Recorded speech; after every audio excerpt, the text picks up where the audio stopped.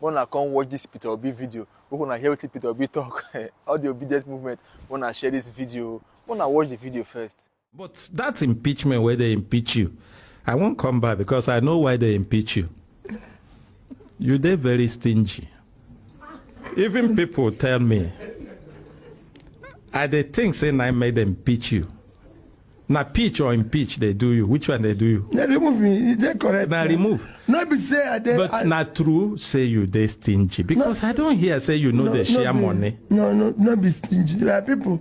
There's difference between stingy and what they call prudence and accountability in managing public affairs. Okay, make I tell you, I don't talk before. They impeach me for 3 things. Number 1, office will be my office for governor. Will be my own office, so you hear me say before. They born and before I come, something happened in born. The house where they live, that be number 2. Something happened again. That office, yes. They had a problem. Some people just come. When I begin, that office, they get the budget where they approve to repair that office. 298 million naira. When I come and say we no get money. So I say, Oga, leave this office, make I take my hand repair. It cost me 43,200,000. From 298 million. It cost me 43,200,000. They say, I know do and do process. I say, wait, they order new table, but they get one governor where don't pass there. Where get table where they go keep some. I say, the table, na table. Make you bring this table. Police are here now. Na table, we go take walk.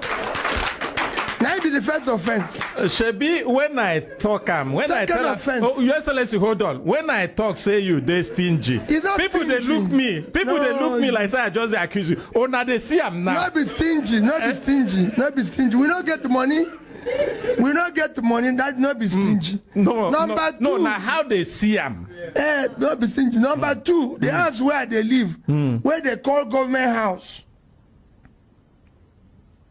The budget said they go do everything, including buy. It go cost 486 million to repair the house. I did everything with 81 million. They got the other bed. They said they're importing bed from outside. They're doing that. I said, I live for Oka. Person fit do bed for no bed in a bed. Not be for somebody to sleep. Even if you bring things when they go make you sleep. Even if they bring mattress from heaven, you no go sleep. So may they do bed here. I go to one man where they do bed there. He did the bed. And I was sleeping in it till I left. You sleep well? Well, very well. I don't appreciate this man. So they can't join in that number 2. They build what they call presidential lodge. Every state for Nigeria get presidential lodge for their state. So they award the contract in my place for almost 1 billion. So I stop and say, President no live in Oka. What thing would they build house for? They say, I said, no. How much was that one? Almost 1 billion. They don't give that. I said, bring the money. We are not building house for president. President no go live for Oka. You know, that time, after I stopped that one, President Obasanjo said he must come to Oka. They say he was in the I said, no. Mr. President, you won't come to Oka. Now you be president. Come in the morning, go in the evening. You know, you don't need to sleep. You get plane. But he said he will sleep. I said, okay. Since you come and sleep, me, I get house. Under my culture, if big man come your house, you come out. You leave the house? Yes. So I said, he stayed 3 days.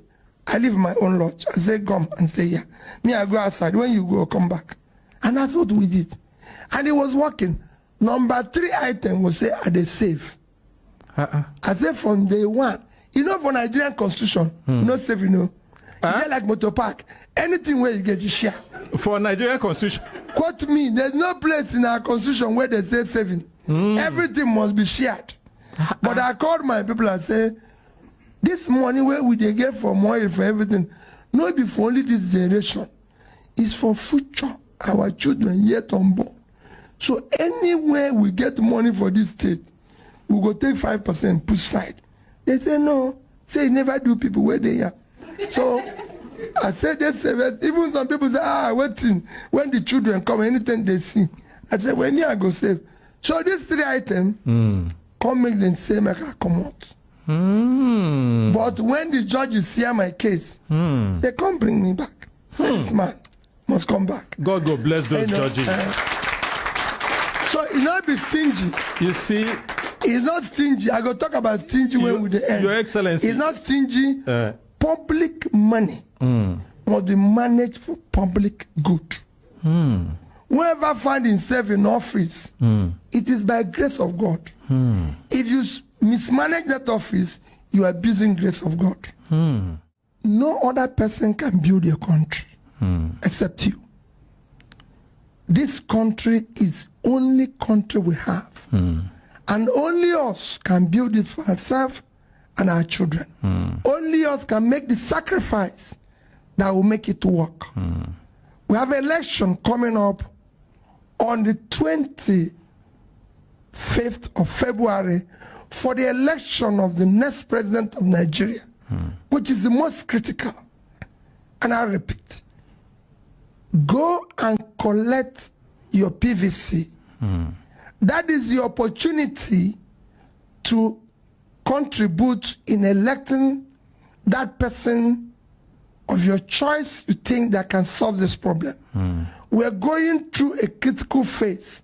This is an existential election for our country. It must not be based on tribe. We've heard that story enough. It must not be based on religion. It must not be based on anybody's tongue. It must be based on character that has a proven record that is verifiable and we can trust. It must be based on competence. Somebody who has proven competence with a verifiable background. We know his name. We know where he says he's gone to school, where he has been. In my own case, I've said it. My name is Mr. Peter Obi. I went to Christ the King College, Onitsha. I was in University of Nigeria and Nsukka.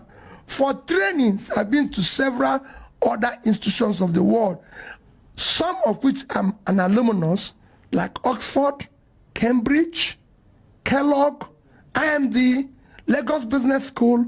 Some I wasn't an alumnus, but I passed through there, like London School of Economics, Harvard, Columbia, Edo. So I've passed through there.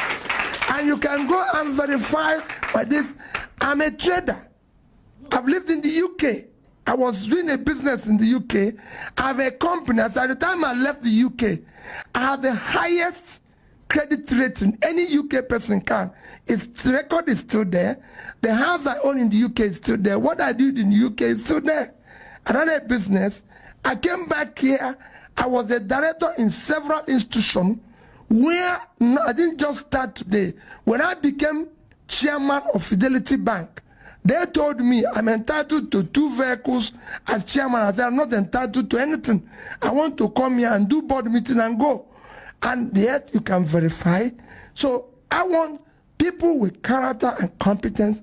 We want somebody who has commitment. Above all, we want people with compassion. Because we have leaders here who don't have compassion. We are the street, we are flood, we are carrying people's home. And we are not showing concern.